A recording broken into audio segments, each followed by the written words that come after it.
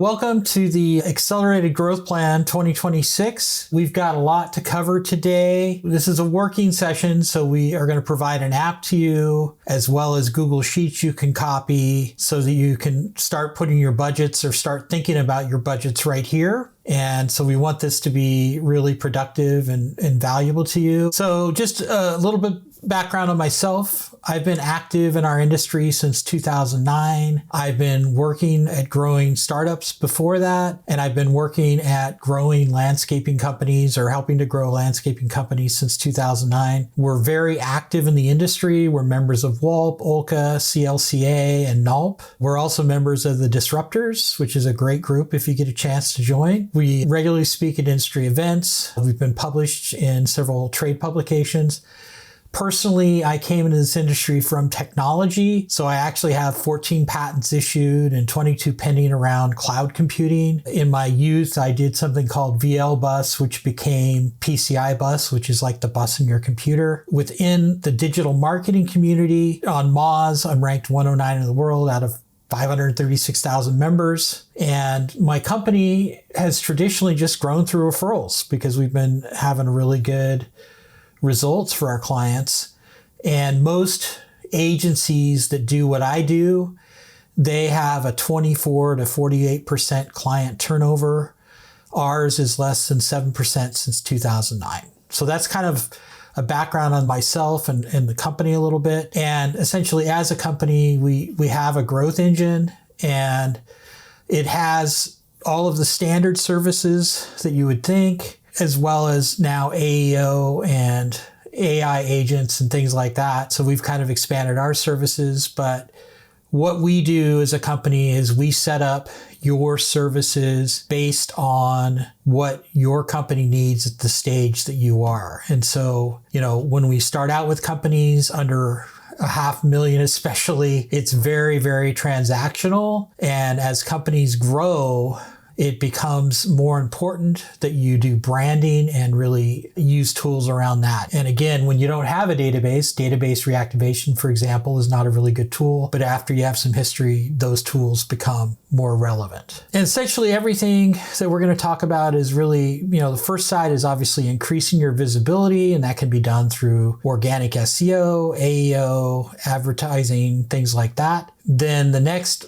thing that is, in my opinion, more important is converting more leads. So getting the leads that you have to convert to sales. And even if it's bad news, I say if you can't measure it, it's not true. So it's really important to look at, either on your own or whoever you work with, making sure there's good measurement so that you can improve. Like if you don't know that there's a problem, or if you're not getting the results you want and you don't know, you can't really refine and improve it. So today we're going to really, at the front end, we're going to set some clear goals and targets for the year, and we're going to provide the tools to do that. We're going to realign your key performance indicators and tracking. We're going to map out a plan of your budgets and your channels and trends. And then we're going to set you up for massive success. And essentially after the budgeting phase, we're going to go into kind of the key categories and really kind of the weight and priority you need to spend on it. Our accelerated growth mode is we obviously want to drive leads on the front end. We want to convert them, and then we want to optimize results. As of today, the big trends right now is growing popularity of AI. AEO, or answer engine optimization, was a non-thing a couple of years ago, and now it's becoming more and more important and pretty much a part of our day-to-day work.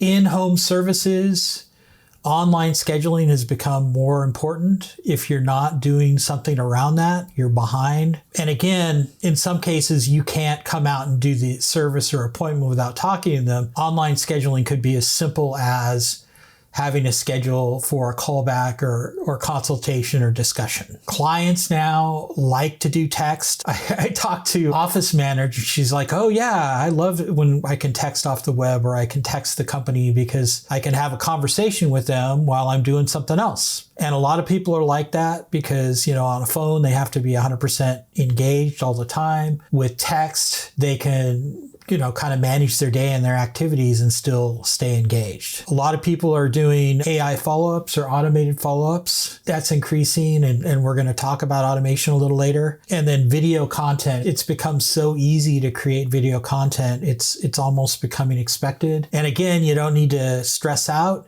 Also, part of that content is kind of this idea that it's okay if it's a little rough around the edges. That makes it more real. And so all of us can do video content. We just need to take the time to do it. So we're going to do some planning steps, come up with ways to benchmark performance, and set some clear goals. First of all, we want to kind of take an average snapshot for ourselves. Like, what's our average monthly revenue now? What are the typical number of jobs you guys run per month? And look at some key metrics, like what your current ticket is, what your conversion in the field is, number of trucks, and again, it doesn't have to be trucks, but look at what constrains your business, what the knob is to turn to make it so you can do more business. And, with what the resources you have, how many transactions can you do in a year? It might be people. Like, you may be constrained based on your crews or people, but we want to look at these key metrics so we can set realistic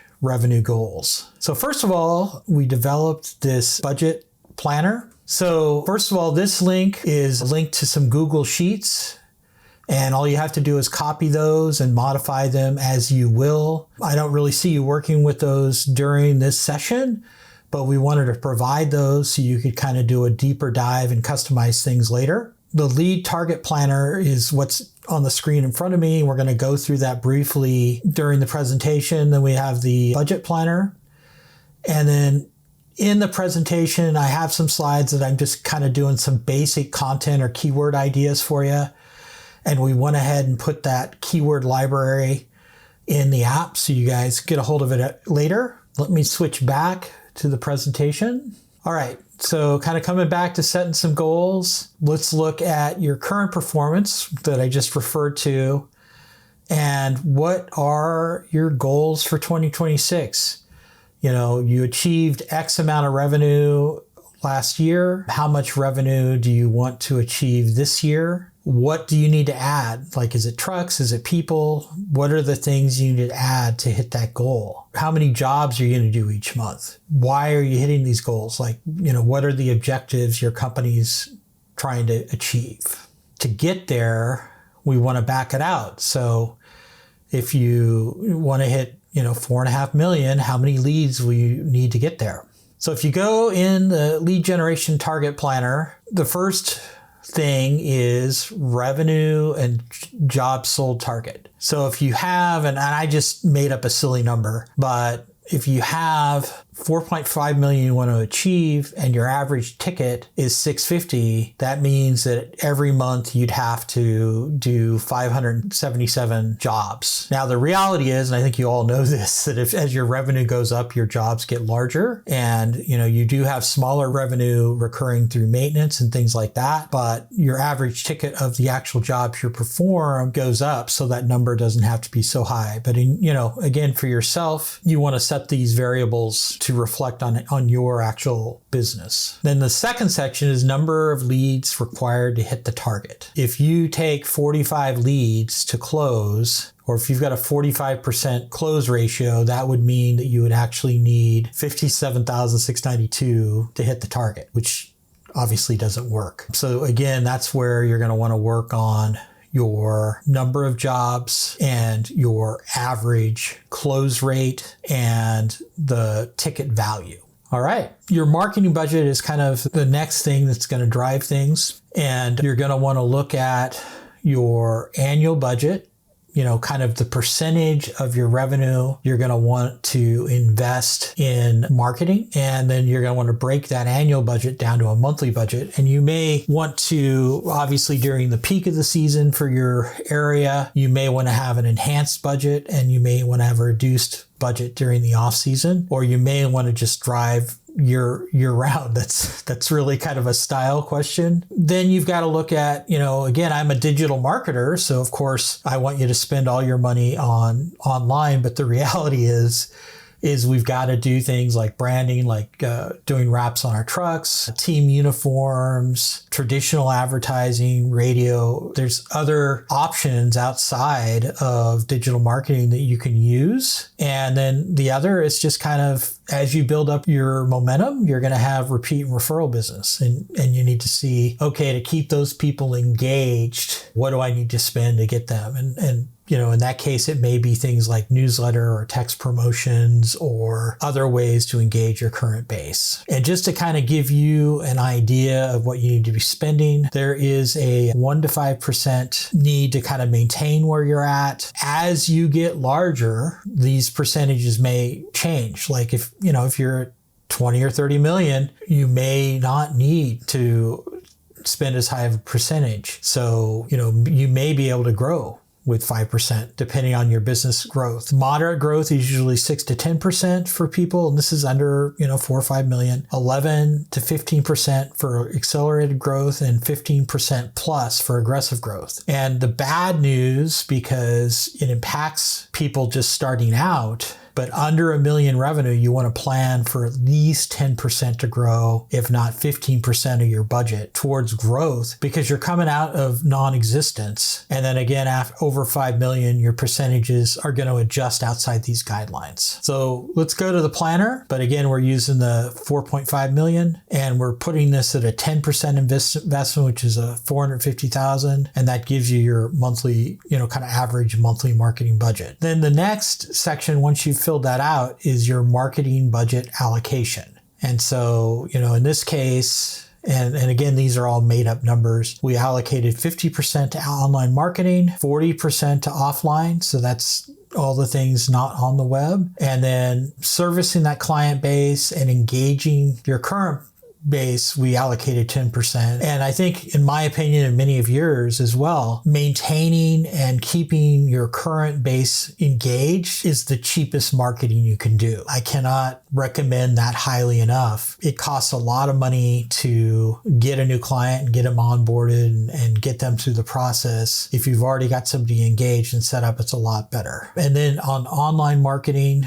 we let you go ahead and break it down between, SEO, paid advertising, and then display and retargeting. And then once you fill that out, it's going to provide this sheet for you. Everything that we're going over today, the calculator is just something to allow you to get things together quick and dirty. And then we have the Google Sheet set up for you so that you can go into more detail. Okay, so let's talk about driving leads. That's kind of the front end and what people are focused on. The first thing is SEO. I have people ask, does SEO matter? And the reality is it's still a major part of search. AI is coming on, or AEO is coming on, but it's still less than 1% of the clicks. Essentially, we've got voice search, which is really tied to AI search. We have maps, which is very important, and again, a key component of SEO. And, people, when they're looking for services, they do a search. And when you come up for their services at the top, you're given greater consideration than somebody that doesn't show up. I had a startup, and this is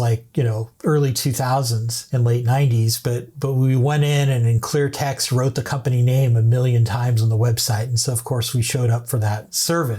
That obviously doesn't work anymore and got a really complicated mix. There's more than this, but the main ranking factors is there's 65 ranking factors, and those are based on a mix of the website and FAQ or quick answers, maps, directories. It's a pretty complicated mix now, and there's multiple ways to show up. But overall, good SEO has contextual relevance, the services you provide, and also geographic relevance, where you do the work. For what you do, because there's a distance involved, for example, in Seattle, a lot of people don't want to even go because of traffic beyond 20 minutes commute time.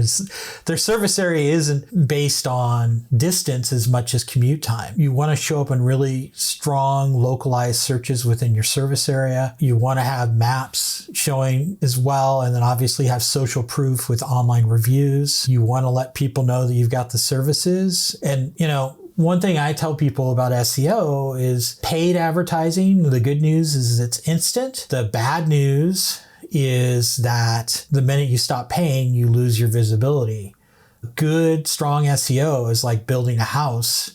And, once you've built that house and bought it, it keeps producing as long as, just like a house, you maintain it. So current data is, if you look at this graphic, 71% of the clicks are within the map pack, this top part that the first aerial is going to, and then 67% goes to the first 5 listing on SEO. That's still true. So SEO is pretty relevant. You may see up above, there's ads right here. These are, I think, local service ads. Customers have something they call banner blindness, meaning that they tend to ignore the ads, they look at the organic results, and then they come back to the ads later. If your only visibility is an ad, you're like the 3rd or 4th step. And again, coming back to measurement, a good agency, or if you're doing it yourself, you need to look at what you've put in, the number of leads you got off that channel, and then your average cost per lead, what the source is, whether it's a call, also,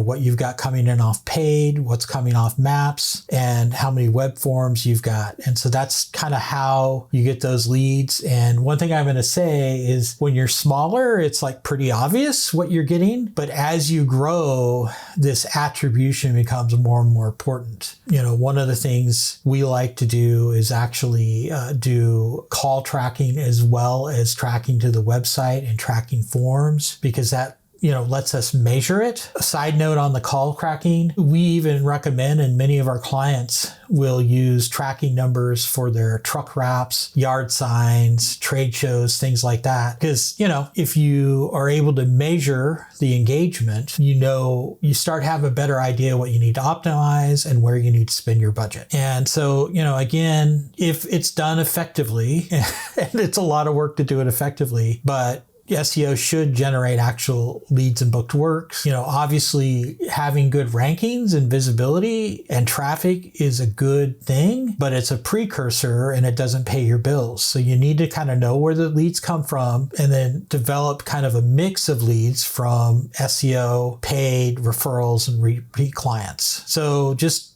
in short, yes, SEO still matters, and it's become more important, as we're going to go into in a minute, because it also drives AEO, or answer engine optimization. How many of you guys out there are using like ChatGPT or Claude or Perplexity? Perplexity is a good option because it lets you move across platforms. Claude is really cool if any of you need to do presentations or graphics or things like that. It's also, in my opinion, better at writing content, better to train. So AEO is, our clients are starting to use all these tools, and they are starting to go to these answer engines for results.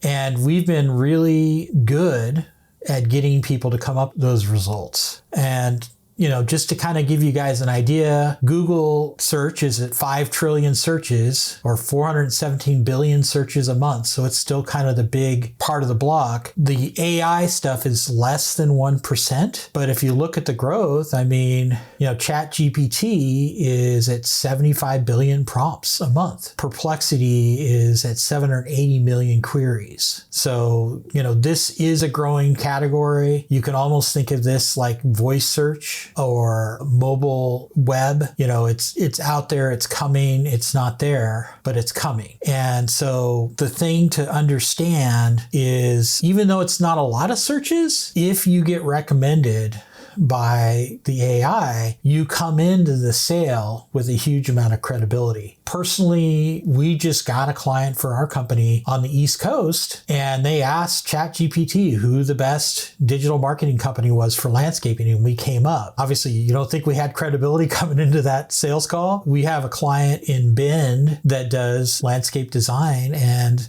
again, a local person asked them, their ChatGPT, who's the best designer in Bend, and they came up. And so this is not going to drive your business, but it's emerging, and you want to work towards creating the structured data to come up in those searches. And just as a brief note, SEO, if it's done properly, creates that structured data and helps drive AEO. And then, just to reiterate, Google's still dominating search. AI is less than 1%. And the interesting thing for me, have you guys heard of hallucinations? So hallucinations are when the AI doesn't have the information and it kind of makes it up. And what's preventing AI as far as taking over search, like it was predicted it was going to be a lot more predominant now, what's preventing that is AI hallucinations. And so until they get that sorted out, we're not going to have AI dominate, but it is increasingly a tool that consumers are using. So we need to pay attention to it and get ahead of it and get it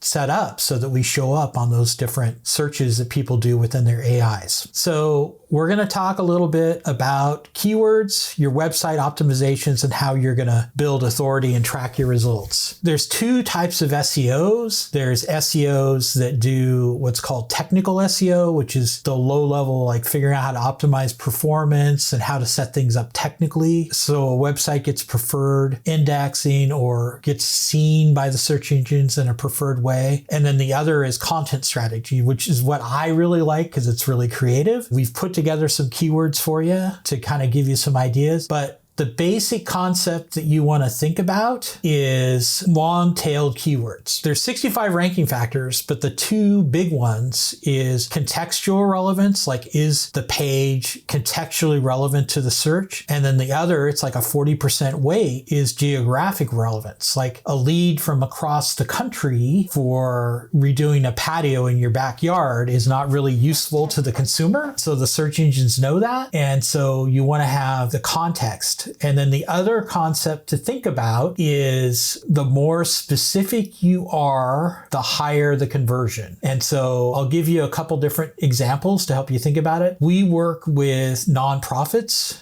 at cost. And one of the ones we worked with was Kitchens for Good in San Diego, and they teach people the culinary arts, and they do an event space to pay for their nonprofit. And so quinceañeras in San Diego are quite popular because of the big Hispanic population. And so we did, searches was at least like 2,000 or 3,000 a month for quinceañera spaces. Conversion was less than 2% for that. And they were competing with like San Diego.org or bigger guys like that. And so instead of just doing searches for quinceañeras, we did like organic quinceañeras, which only like had 150 searches a month. But I think it had like a 15% conversion. So even though there were less searches, there were actually more leads in that. So the trick on content is to put in the relevant context to your client. And that's the location where you are and the service. And then the other trick that you guys can think about is to go from broad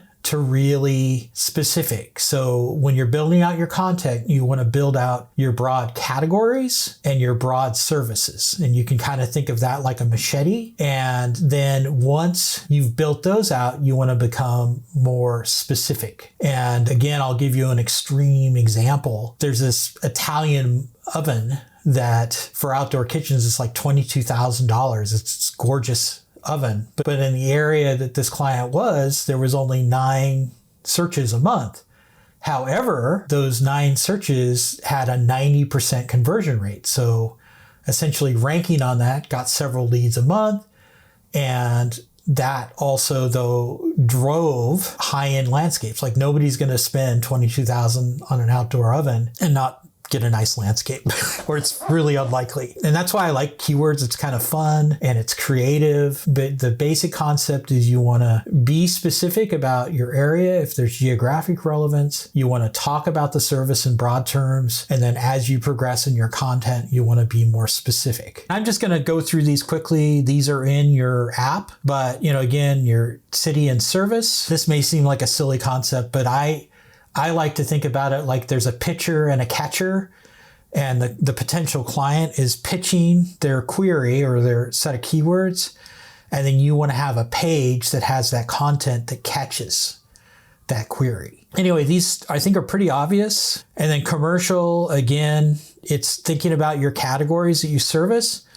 And I know that commercial is like a really different sale in that it's very relationship based, but essentially when somebody else screws up and they're thinking about it and typing in, looking for their options, you want to come up at the top. And alternatively, I had clients last year that got commercial accounts from people that didn't live in the area and were researching who to deal with. And they got some I had a client get like a $500,000 deal, and he didn't even, other than over the web and on the phone, he didn't even interact with the client in any way before. He didn't interact with the client at all beforehand, but he basically acquired the client and closed them without ever physically meeting them. And then again, you can coming back to this creativity, think about these seasonal activities and adding those kind of content like either pages or blogs, again, within your specialty. And again, the more specific the keyword is, the higher the conversion. Okay, real briefly, I want to talk about AI or AEO search terms. They're actually, pretty logical, like best landscaping company near me, or top rated landscaper, spring cleanup service near me, things like that. But unlike standard SEO, these are very different and they have different ranking factors. And so the way we optimize for this, if you type it in for your area, somebody's going to come up and it may or may not be you. And if it's not you, what you can do is you can go in and query the AI as to why they chose that particular company. And it will tell you what it used to make that decision. And those are the things that you need to put together to rank on those kind of searches. And so, for example, one thing that we just automatically have people do now is frequently asked questions. Both the voice search and the AI search loves that. And so that's, structured data like that where they can very easily look at it and go, oh, okay, that's the question. Here's the answer. They're indexed by the search engines. They're indexed by voice or scene. They're indexed by the AIs. So the structured data you do for SEO, the external directories that you set up that create credibility, your reviews, and your content all structured together is how you show up in these AI searches. And then if you are not showing up, you can directly do research and find out what you have to do as a company to show up on that search. Briefly, I'm just kind of go over the pyramid that we put together here. Obviously, in my opinion, SEO is the foundation. Your organic search is kind of your broadest base. And, beyond it driving leads and things like that, good SEO it drives your local service ads. A tip for you on local service ads, it's driven off AI. It's also driven off your service pages. So the services that you want to show up on local service ads, even though it doesn't go to the page, it uses those pages to decide which services to promote for your company. And then within page search, there's something called a quality score. And the higher the quality score, the less it costs you for that advertising. And so if you have good SEO for the thing being advertised, and so you've got relevance, you'll actually have a higher quality score, which increases your advertising effectiveness and decreases your costs. And then at the top of the pyramid is your social, like Facebook, TikTok, and YouTube. And Facebook, TikTok, and YouTube. And those are kind of more branding than they are transactional. And so the thing to understand, like a lot of people are like, oh, you've got to get it on Facebook, or you've got to get, on whatever social media, TikTok, YouTube. All of those are kind of like, I refer to it as distracted driving. Like people, when they're hanging out on social media, they're not necessarily looking to buy something. So the quality of the leads tend to not be as good as off of like paid search or SEO or essentially platforms that have a high intent, like somebody's looking to buy something. But what they're really good, and again, the smaller your company is, you've got to kind of look at what you hunt and kill and what you can, convert to a sale. As your company gets larger, your branding and visibility becomes more and more important. Initially, you're under $1 million, you're just getting started out. I'd focus on the organic and paid. And then as you evolve and grow, social is going to become important because people start you start getting bigger jobs, but you also start having people think about, your branding, like, are these credible guys? Are they somebody I'm going to want to deal with? At the end, I'm going to provide a link. Go ahead and schedule some time with me and put a note, what you want to know about so I can be prepared. So AEO optimization, including the content on your site is good, but for AEO optimization, you also need to do structured content like FAQs. You're going to want to provide informational sources. So you've got your service pages and your category pages that are specifically the service you provide. And then on AEO, another thing you're going to want to look at is blog content, which is more of a story or talking about or educational content about it. You want to build up your authority there. You want to build up your domain authority through external links and directories pointing to you. And you're going to want to have, just educational content in either like a blog written. You can do it in video and audio and things like that, but you want to become an authority for the search engines to recommend you or the AI search engines to recommend you. And then again, if there's a specific search that you want to come up on, do that search, see who shows up, and then ask the different AI platform why they selected that company. And that gives you like a really good roadmap of what you need to do. So local service ads is something I recommend specifically as companies are starting out, as they're just getting going. And essentially, those are driven off your local business profile in your service area. They're really simple to set up. They only advertise, and this is, by the way, a trick. If you put in too many categories, it dilutes you. You want to make sure that you only advertise the categories you want, because local service ads only advertise the categories you specify. So if you're getting leads that are outside what you want, there's two things you can do. The first is look at your categories and maybe decrease them. And then the other is LSAs. And this is, again, another trick, is Google runs this stuff off AI. And so to get the best performance out of local service ads, you've got to go in and rate the leads, either good or bad, because that's going to tell them what type of leads you need. And basically the categories and then rating the leads is kind of your control. As far as the leads you receive, you really, it's whatever the local service ads AI decides you get. So that's kind of the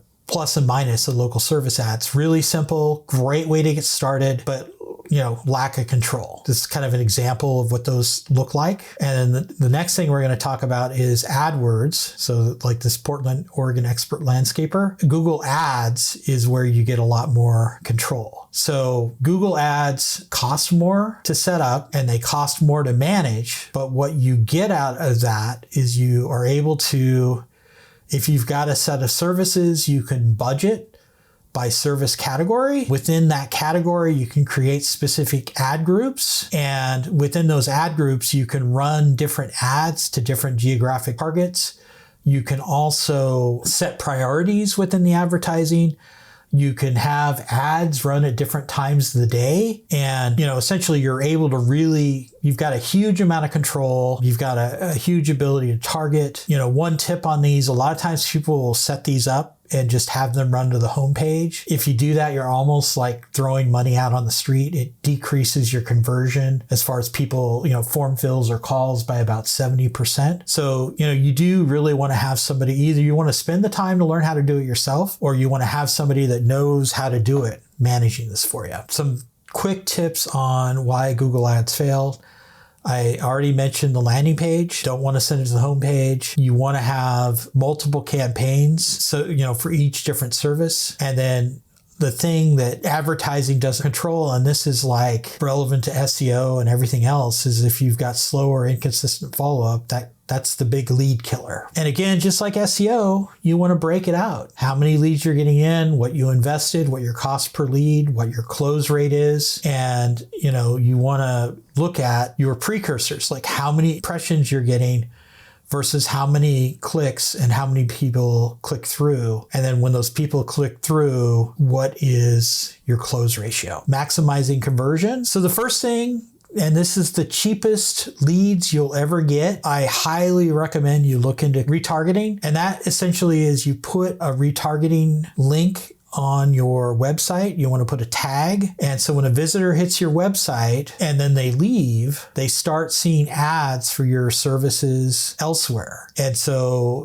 essentially those display ads are retargeting ads that you see when you are going about. And have any of you gone to a company and then after you left, started seeing ads showing up all over the place? That's a retargeting ad in most cases. Some people do run just direct display, but that's like the cheapest lead because essentially not everybody closes when they hit your site. They're doing their research. You want to stay top of mind so they come back. And then what's nice about display is you don't really pay for the impressions until they actually click through to come back to your website. There's several platforms out there to do that, and it's some of the cheapest advertising clicks you can get. And this, again, Oregon Patio is not going to benefit because they're just starting out. But many of you have been in business for several years. And one of the things you want to do is re-engage the leads that you've talked to and didn't close, or the leads that did close on a transaction earlier. And so email and text is a great way to reactivate your database and get people to re-engage. So you want to keep those names on leads that don't close, or leads or customers, all of that. And you want to create databases to target people, and you can target them now with both text and email. I also strongly recommend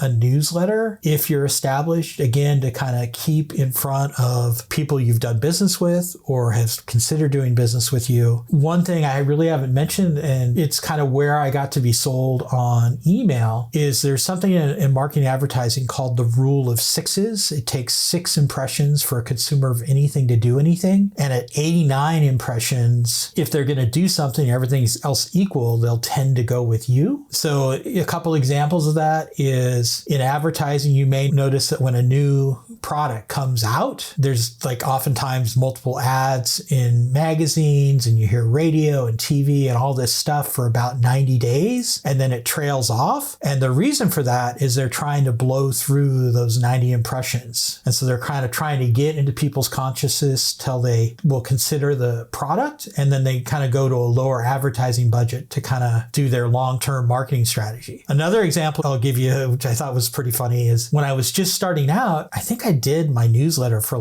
18 months and didn't get a lead. And I'm at this trade show, and this lady comes to me and she talks to me like I'm her best friend, that she's known me forever. And she said, yeah, I got your newsletter and I've been reading it for the last couple of years. And I knew that when I was going to do something, I was going to do it with you. That, by the way, is when I got sold on newsletters. I have clients that have done it for a long time, and literally every month that they send a newsletter out, they get a bump in business. Anyway, it's just some comments on newsletters and database reactivation, best retargeting ad platforms. Google is a good one. You can also do retargeting on social media. There's several platforms out there, and they hit different networks. And again, this is kind of an example of retargeting campaign. You got a list of 5,000 people, you get 300 replies, 119 booked jobs, and 24 jobs completed. And again, if your higher transaction rate, that's like 84K. And we've had clients have that. Obviously, as your database gets larger, this becomes more and more valuable. This is something you want to keep on top of and build over time. All right, so a lot of times people talk about traffics and rankings and ads and getting people to come to your website, but if your website doesn't convert, it doesn't matter. So we have this fake website we do, and we test things on it,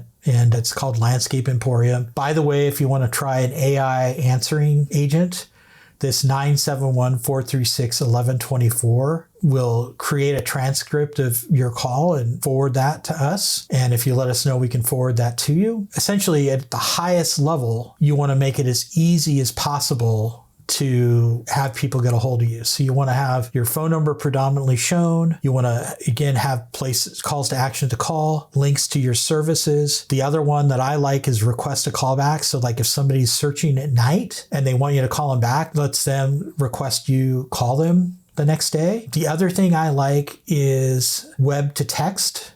So again, people that are working during the day, They oftentimes will text about that. A little more advanced, you can also train AI agents, but you do have to train them on your products and services and policies. But all of these ways are ways to engage the customer. So you want to kind of have, some basics is you want to have a phone number in the top right corner, predominant contact form. I recommend online scheduling of some sort, even if it's scheduling a time to talk about the services needed. You want to have authority symbols. I know it's silly, but the BBB thing, believe it or not, if you're dealing with consumers, that goes a long way and it's fairly inexpensive. Being a member of your state or national association, any certifications, any of that stuff is going to help. And again, I really think it's important to make it easy for people to contact you. The other thing we're going to talk about a little more is reviews. We want to build up social proof or authority. 65% of clients, before they engage on a service, if they don't know somebody, they're going to look at reviews. And essentially, you want to make sure that you've got a good relevance. All right, so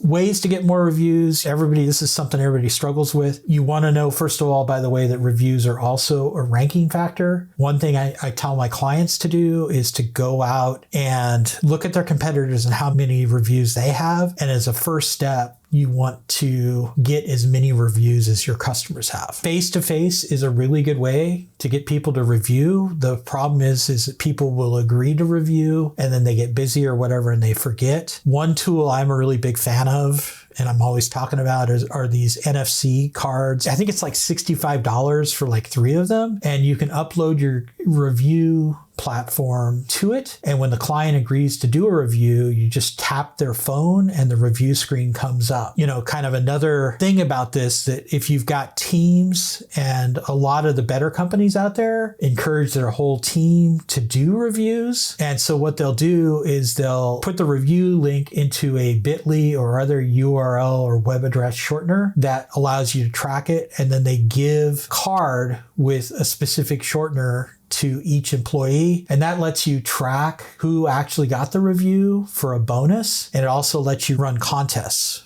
So that's something other guys have done that has worked really well. It's a great idea to do automations to send requests by text or email. Another trick is to have someone call after the job is done to check in and then ask for reviews at that point. You want to make it, again, around people engaging. Same thing with reviews. You want to make it easy for people to get a review link, and you want to make it part of your process. And again, you've probably seen the automated review links that come out after you get a service. Automation does work, and you can do that through reputation management software or through marketing automation platforms. So up to now, we've been talking about leads. And the reality is everybody says they want more leads, but in our industry, 50 to 60% of inbound leads leave unconverted, and 90% of the web swarms fail to convert as well. And unfortunately, that's because people don't get back. So in our current environment, it's pretty brutal. If you don't get back to people within 5 minutes in some way, even if it's, I'm going to call you back, your chance of sale goes down by 85%. If you don't follow up with a lead within 15 minutes, they can go completely cold. And then, we just had this boom, like the best it's ever going to be probably for landscaping within our lifetime during COVID. And we didn't have to follow up. We actually were filtering people out.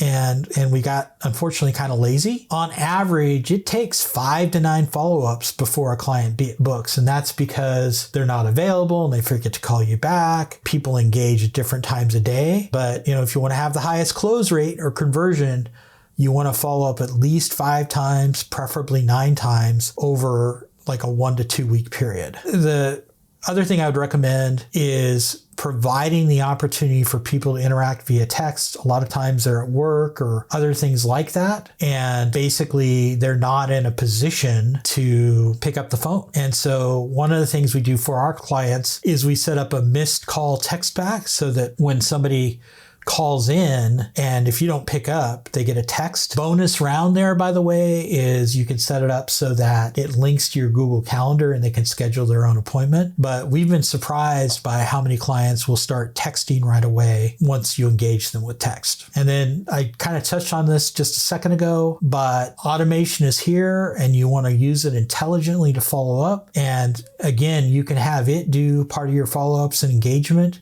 complemented by your normal sales. But marketing automation is here. People expect it. And, if you know your sales process, you can utilize this as a tool to get you there. And then this crazy diagram is kind of an example of automation. And so you can have somebody kind of engaging with you. You can text them via your phone. You can send them emails. You can physically call them, but essentially you can use these automation tools in concert with your other physical sales techniques and basically really improve your close ratio. Jobber's integrated all these things and does a great job. There are other platforms that do that as well. Depending on which platform you're on, like Jobber or NLM or Aspire or even Yardbook, you want to, use what tools they provide. The other thing that we do with our clients and you can do is you can get a marketing automation platform as your top of funnel, like when somebody comes in and initially engages, and do the automation there. And then when they become a lead, move them to your platform like Aspire or Jobber or NLM or, whatever you're using. So optimizing results, we're going to talk about ROI and your cost per lead. And, again, I say, like literally on my Moz profile, which is my SEO group that I'm in, is that if you can't measure it, it's not true. And so optimizing your results and measuring things is really important. Like my background's like electrical engineering and math and that type of stuff. So I'm not like your standard marketing guy. And what really drew me towards digital marketing is traditional marketing. You're just kind of throwing a bunch of money out there and hoping it works out. What I love about digital marketing is you can look at your different channels, you can measure those results, and then, two things, you can stop using channels that aren't working. You can increase the budget for channels that are working. And the other end is if the channel, a lot of times there's not a problem with the channel, there's a problem with the team and your response time. So you've got all these variables you can measure, and then you can improve the results. And so, a real basic way to look at this is you want to break down, where the leads are coming from, either paid or organic. You want to put those in some kind of report, and you want to track that every month and every year. And you're going to want to improve it. The other thing that those of you that have some history can do is a projected. So like when I was doing startups, I would give the VCs all these projected, we jokingly call it the hockey stick, but we do all these projections based on our models of what we were going to do. And basically we were able to kind of, based on funding, determine that. So in this case, you want to look at what you did last year. You want to look at the variables you're going to change, like adding crews or trucks or whatever, and then look at your potential to deliver services and look at your budgets and what you did last year and what you can increase and improve. And kind of the knobs are your advertising budget, your engagement on SEO, the new one is AEO. What can you put towards that? And then the other side is coffee is for closers. Like, you've got to close that business. And so we're improving your response time and how fast you close, and kind of the results that you project based on that, you can do a projection and do a budget. And then as the year progresses, you're going to want to adjust this. So one thing, if you're doing models or projections, it needs to be a living document. You need to be adjusting the model or projection with what actually happened. And then, based on what like we're always learning every day, you want to adjust the go forward projection to reflect that as well. And then, this may not be what you're getting from your service provider or you're doing internally, but you want to create a dashboard, like something like this. It doesn't have to be this, where you're tracking all the inputs and the outputs, and you're going to want to monitor this over time. And the more that you're monitoring this and adjusting and improving, the better you're going to do. You want to think about, with your skills, with your resources, what are the areas that you can focus on this year to grow and improve your profits? And then that's where your focus needs to go. And then again, and I know many of you are driven and already there, but look at your goals and think about what it would mean, how it's going to impact you and your team and your community to achieve your goals. What does that mean to you? And really embrace that, because that's going to help you do the work you're going to need to do to grow and improve. So I'm closing up here. I've got this QR code that you can hit, how to get a hold of us. And if you want to schedule a call, it has a note, and just let me know what you want to talk about or what your questions are. We're here to help. And so, feel free to reach out to us and let us know how we can help you. We don't engage everybody, but just overall, we're committed to helping companies grow in this industry, and we're here to help you. I really wanted to thank everybody. Again, if you want to do a call, just feel free to reach out. Really, I'm grateful that you took the time out to go through this presentation. If there's areas that we should cover in future webinars, or if there's things that we could do to improve this presentation, we give it every year. It's one of our more popular ones. Just let us know. Anyway, I hope you guys go out there and grow awesome businesses this year. It's going to be a fun year. We've just got to embrace it and do it. All right. I'll see you guys later. Have a great day.